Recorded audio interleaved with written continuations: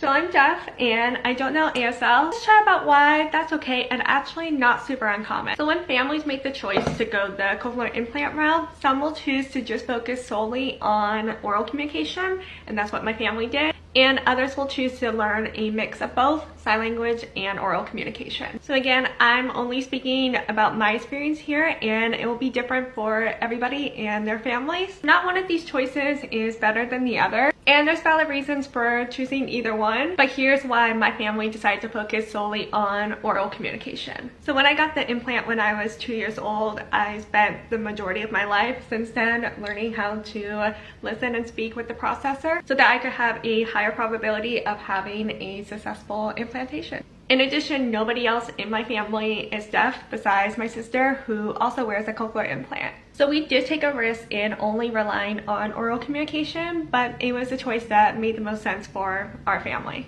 and our situation. Because I'm deaf and I don't rely on sign language does not mean I'm against the language itself. I believe those things are mutually exclusive. And I understand for some that they do not get to have a choice, and that I'm extremely privileged to be able to have a cochlear implant and the time and resources to be able to learn to listen and speak with them, because they are not cheap and very time consuming. Cochlear implants are also a relatively new technology, and I think a lot of people are still learning about them for the first time and seeing deaf people be able to communicate orally instead of just sign language for the first time as well. I mean, I still get comments to this day from people wondering how I can hear and speak if I'm deaf. And I really do appreciate the curiosity, and I'm so glad that you guys feel comfortable enough to ask these questions on my page, because I really do want to have my page be a resource and a place where I can offer my perspective on these things. I hope that that gives some sort of insight into why I don't use ASL, and again emphasizing that one choice instead of another is not wrong. And I know a lot of people in the ASL community have supported me, so I definitely want to acknowledge that, and that a lot of people are working together from both sides, or regardless of what choice they ultimately decide to make